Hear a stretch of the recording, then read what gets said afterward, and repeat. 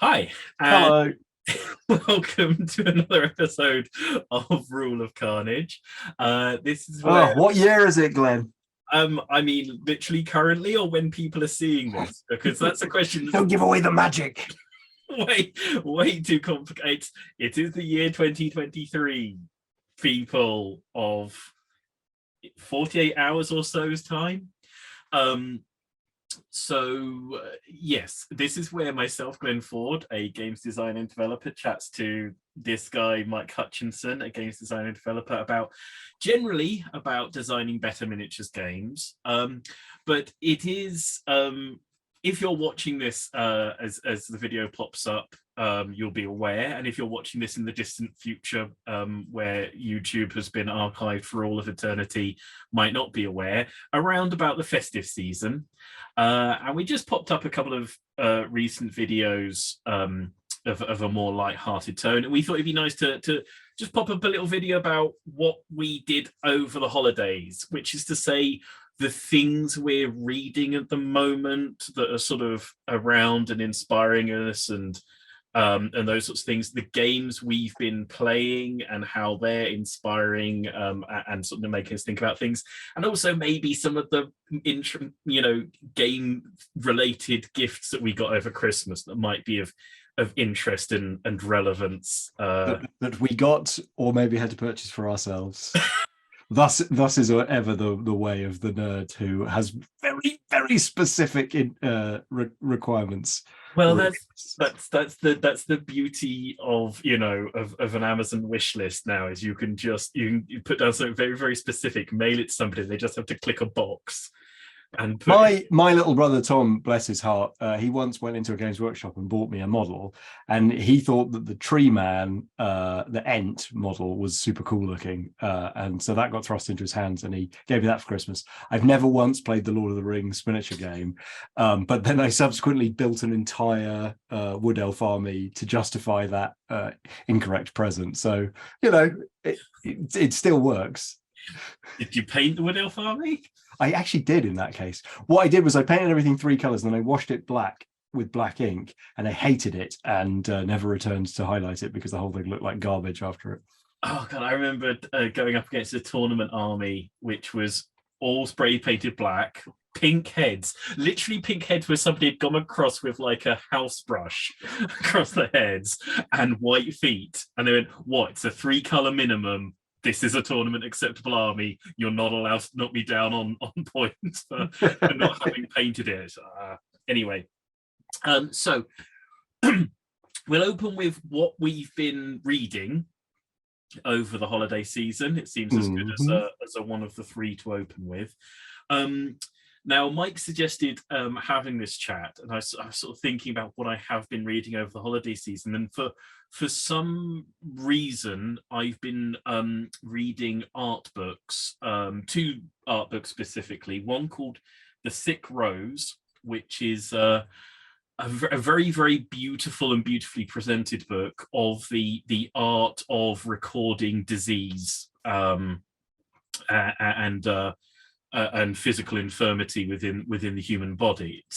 It's a really interesting book because, well, I think it's a really interesting book, because of course drawing disease is something that stopped as soon as we got a hold of photographs. And so those very beautiful ornate plates that you get of like somebody with canker sores and all these sorts of things is of a very, very, very specific time, and gives a very specific feel when you see that image to a setting or a world, because like, you know exactly when it's from, and it's a slightly odd off thing. There's a book I got ages ago, because I was doing a game called Moonflight that I wanted to have a very sort of dark, artistic sort of feel to it. And I didn't get round to reading the whole book at the time, and I didn't go quite that sort of gnarly in the artwork. But it's a very beautiful and weird and interesting book, about a very odd sort of area of artwork, and it is, to me, it's interesting how You know, it's an area of art that has to do with craft as well as artistry that Mm. is of a very specific time and a very It's specific. like it's art, but it serves a technical purpose. Yes, yes, yeah. You know that it's a very, very specific area. It's an area that ended almost instantly.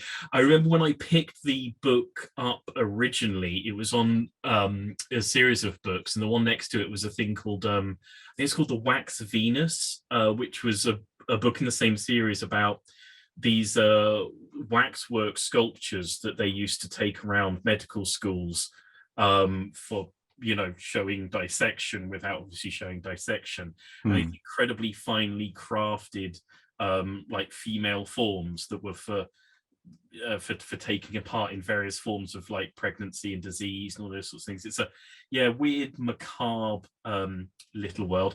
And the other book I've been reading is a book of art deco architecture and art and objects and things like that. And that's partly because I've been leaning towards thinking about my PG Woodhousey sort of set skirmish game.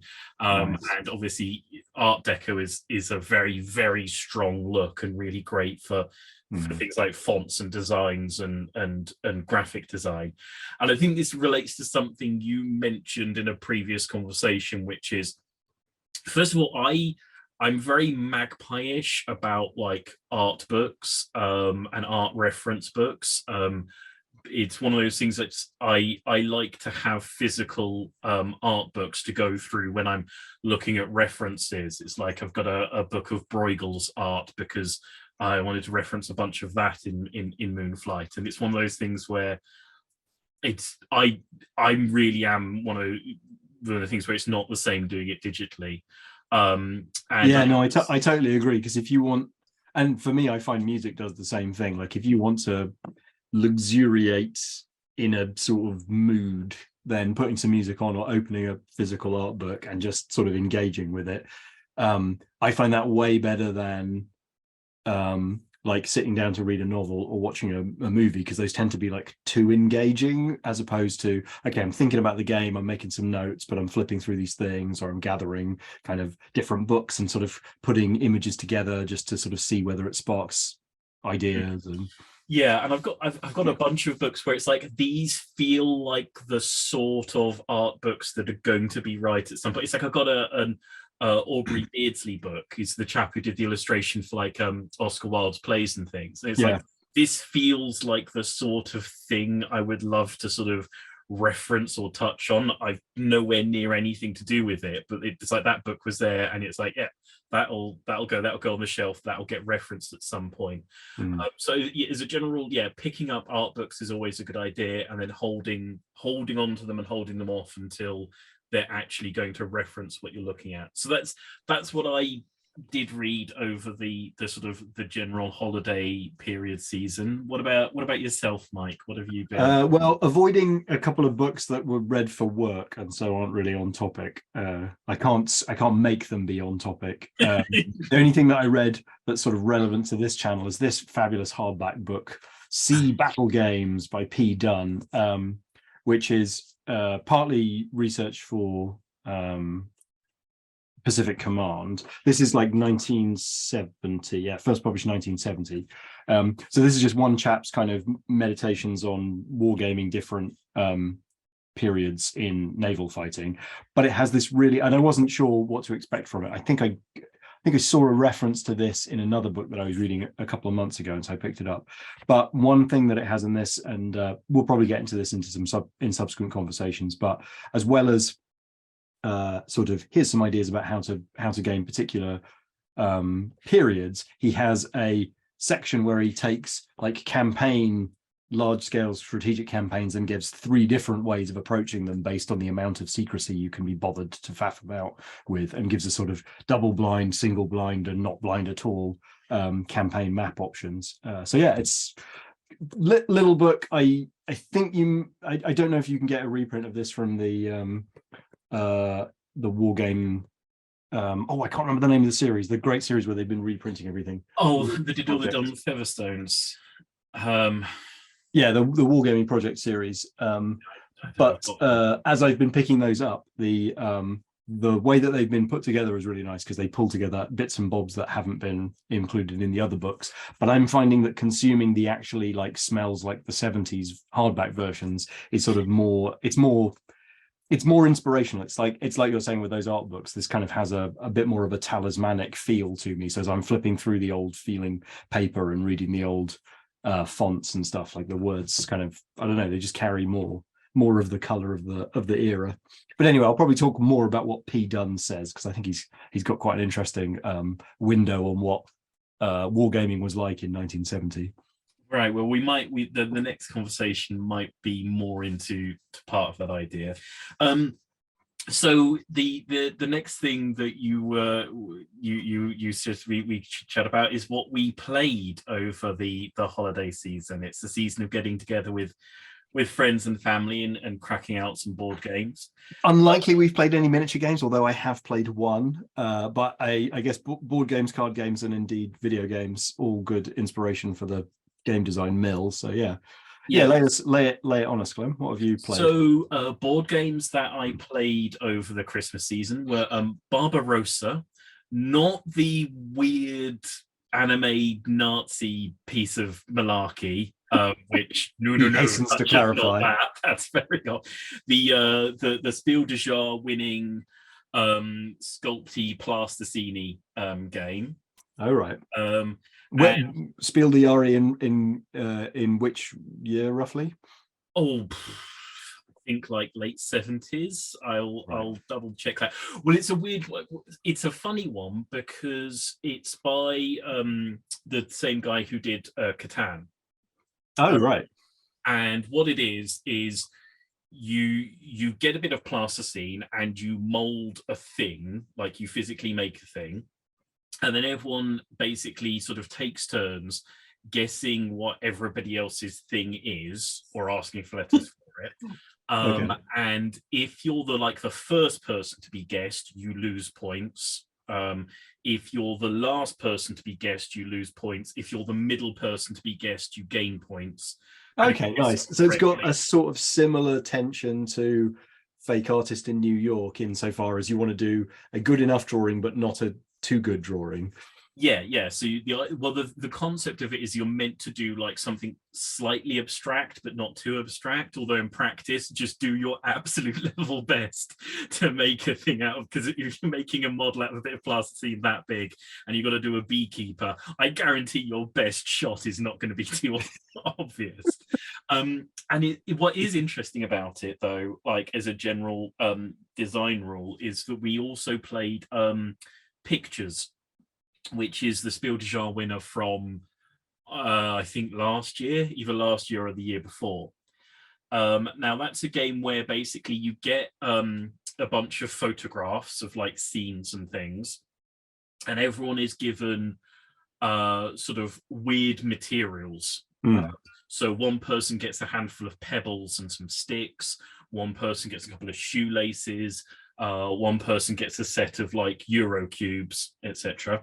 And you have to make one of the pictures you've been given at random, and everyone has to guess which picture you were doing. And if they guess correctly, you get points and they get points, and so on round.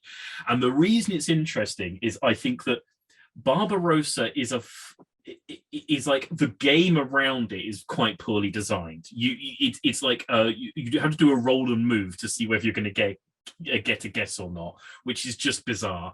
And it has this thing where you randomly get points, or you give other people points if they roll the wrong number. And I understand why it's there, because it means the game finishes out at a certain point, but it is possible for the game to end on a random dice roll rather than a triumphant guessing of an obscurely made thing. And all of that is bizarrely bad, but it's a much better game than pictures, in my opinion. And the reason for that is with pictures, you do your image, everyone guesses like silently by writing down what they think it is, and then you go round and they go, you go, well, what was your guess? Wrong. What was your guess? Wrong. What was your guess? Right. Okay, there we go. We'll get 3 points. Whereas in Barbarossa, you repeatedly go back to these ridiculous, awful, peculiar sculptures. And when someone gets a guess right, they stab the sculpture with an arrow. They jam the arrow through, and you can be as sort of forceful as you want with the arrow. And if you want to sort of try and mess up the opportunity for other people to guess, you can do. And you get these stories about what in what possible world is a tongue a thing you find on a beach? I mean, right. So, but like that I think is the same thing that happens in Pictionary. Like we pay Pictionary every year with a whiteboard and a marker, and like my 3-year-old now takes part, and so she always draws a big circle with 2 other circles in it, and everyone says, "What is that?" And she turns around and goes, "It's a clown," and it's always a clown every time. And the thing with Barbarossa, although it's a slightly worse designed game, it gives you the opportunity to build a mythology around the sort of the sculptures and things. Whereas Pictures hammers out these things, and you get it's all done in like, you know, each round is done in a few minutes, and then you pass the materials around the circle, which is even more frustrating because at the start of the game you pick the material you most want to use, right, and then after the first round you hand it off, and you're stuck going, nobody wants the shoelaces, why have I got the shoelaces? And it doesn't get the opportunity to actually have a table talk to it. Interestingly, the third like physical game I played over Christmas was a game called Last Message, which again, I'm not sure it super works as a game. It had some good moments, but there's a lot of dead time in it. But that's this thing where one of you is a victim of a crime, and you have to draw a picture that's trying to guide other people to a part of a sort of Where's Wally image. And then the other person is the criminal, and he rubs out a certain amount of the picture and then hands it on. Oh yeah. Because there's like 4 rounds and 4 pictures, you get this opportunity to be like, what the hell was that even hoping to lead anyone to anywhere? That is just that was always going to be awful. And I think if there's a rule about designing minis games, it is about giving people the space to build up stories and to like create narratives and have that back and forth between each other. Yeah, totally.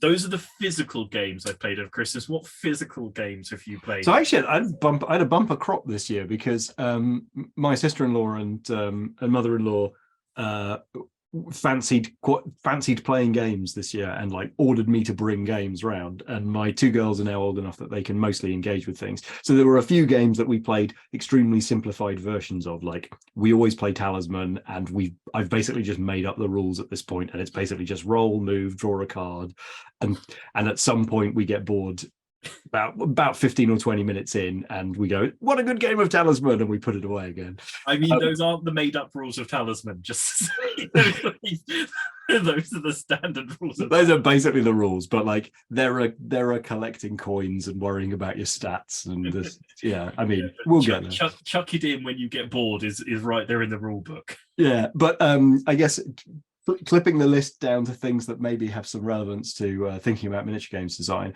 So I'd forgotten and pulled it out of the cupboard, a game that we first played under the moniker Rampage, but is now sold as Terror in Meeple City, which is a much crummier name, but unfortunately Rampage was already trademarked.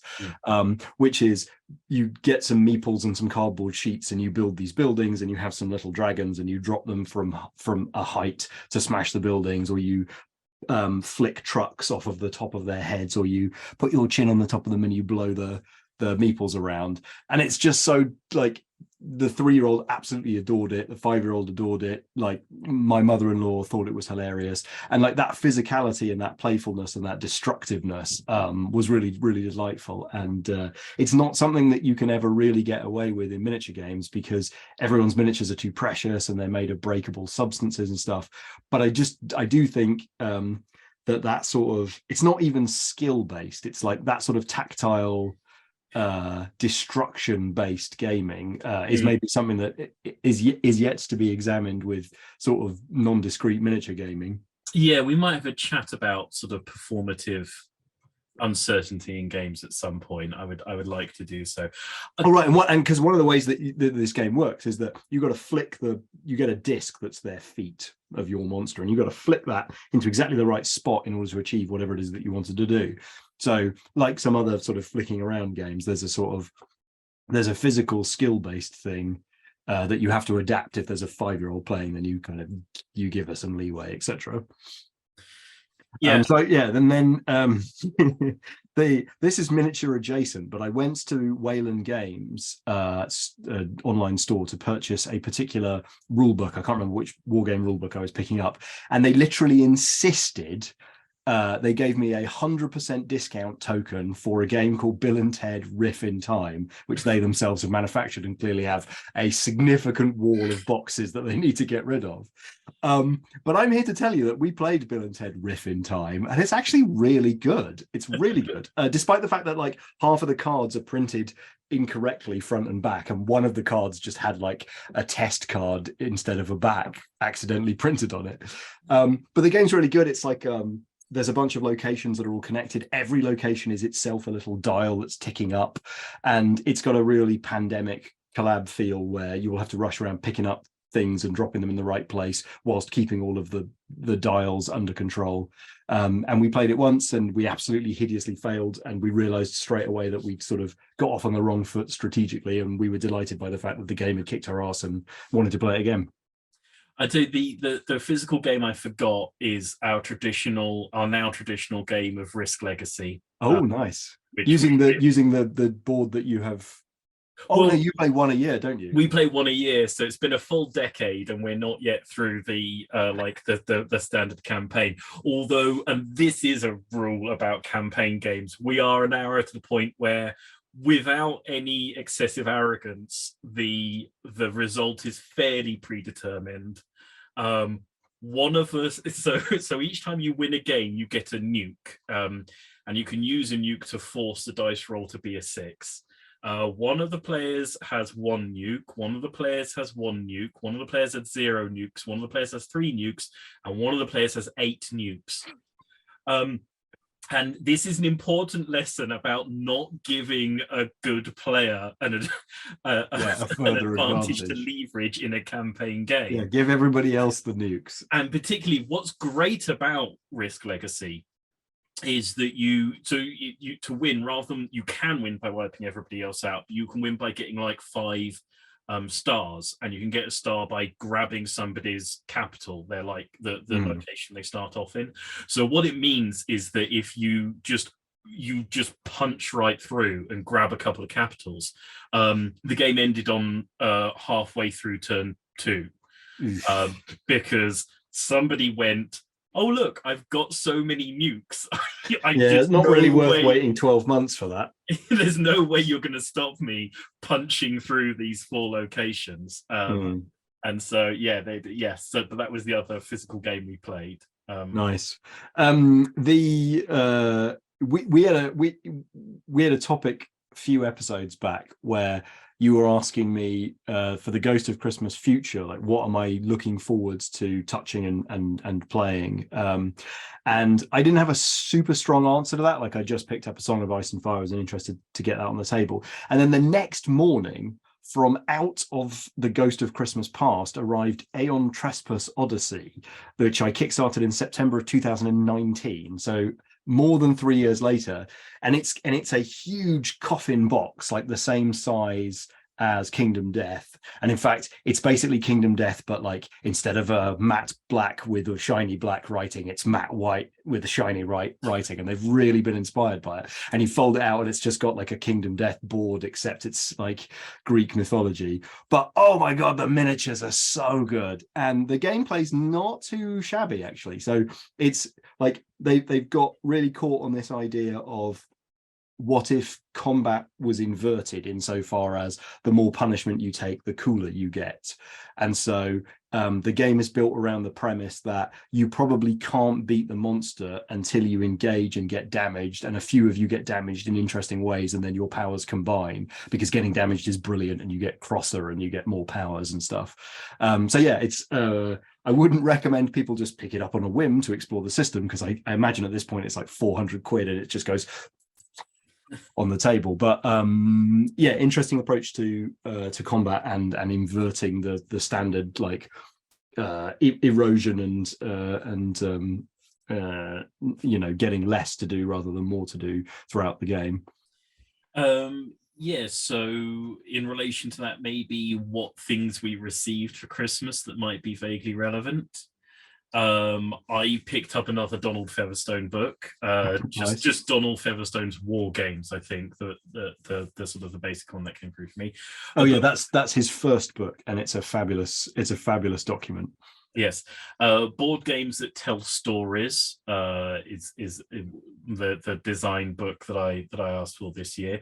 A couple of I haven't a childhood born obsession with fighting fantasy books, so a couple more fighting fantasy books, and the sort of RPG in a box. What next? Oh, I don't know that one. It's a very lovely, colourful, child-friendly sort of my first RPG, but it's particularly in relation to what we were just saying. There's a lot of performative uncertainty for the various tests. So it's obvious it's a co-op RPG, and it's things like you've got to like stand behind someone's back and drop a piece of paper, and they've got to catch it before it touches the floor to see if they can do things, and puck shoving and all that kind of stuff of going like, let's throw out the dice and let's make basically every resolution a mini game, which I think is inherently interesting. Plus, with small people in lives, having an eye towards things that can encourage small people into the hobby world is something I'm already putting on the buy stack. What about yourself there? So the thing that I got myself as my Christmas present was the Arkham Horror Scarlet Keys campaign box and investigator box. So I cracked open the campaign on that, and oh my goodness, I'm in deep love with this campaign. Like, they finally reached the point where they have a globe spanning non-linear campaign experience, which basically, like, I've always been a Call of Cthulhu keeper, and I've always run the adventures. I've barely ever played Call of Cthulhu as a player, and I've indeed run Masks of Nyarlathotep 3 times in my time, but I've never been able to play it. And so this is like, I was hoping that what's the game that's not called Arkham Horror but was very much like it, with a world map from Fantasy Flight? Eldritch? Isn't that Eldritch Horror? Or Yeah, Eldritch Horror. Yes, exactly that. So I was hoping that Eldritch Horror as a single player game would be something akin to that, but of course it's not. It's just a bunch of like pulling random cards and going, whoa. It's Arkham Horror with a different picture behind the board structure. It's not at all what I was looking for. But this thing here, I'm only a couple of scenarios in, and I'm gently cheating my way through to the resolutions that I want. Mike cheats at Arkham Horror.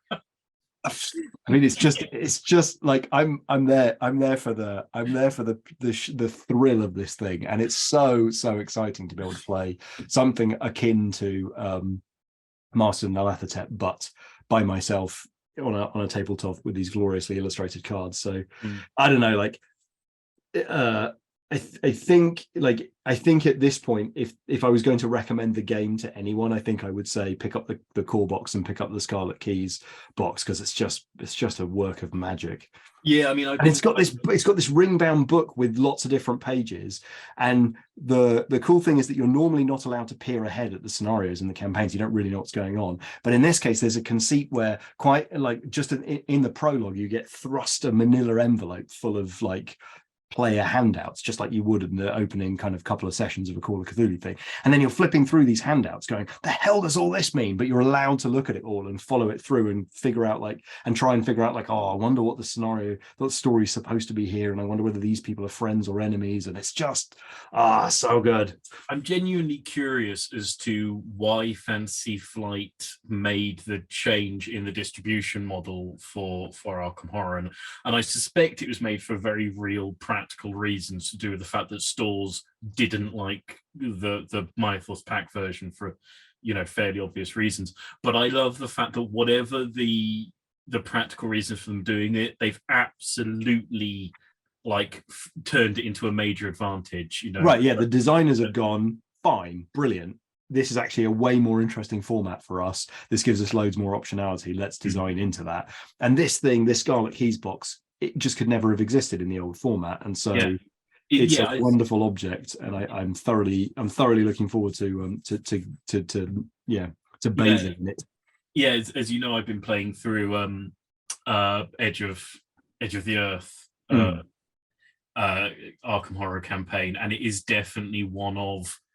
It's already one of the top sort of 2 or 3 campaigns, I think See, I they. dipped my toe into that, and it looked a bit too much like the Forgotten Age, just on the surface. And I was like, okay, this is fine. I'll get to it. And I kind of forgot about it. And actually, I haven't played that one through at all yet. But this one, like the form factor was so different that when I opened the world map that was in the box, I was just like, hold my calls, like go take the children somewhere else.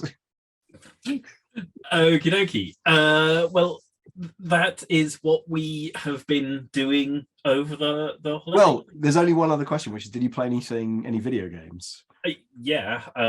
So I've gone back to Sea of Thieves once again. You're like it's you just that can't keep away. It just keeps kicking you in the shins, and you well, keep going back to it.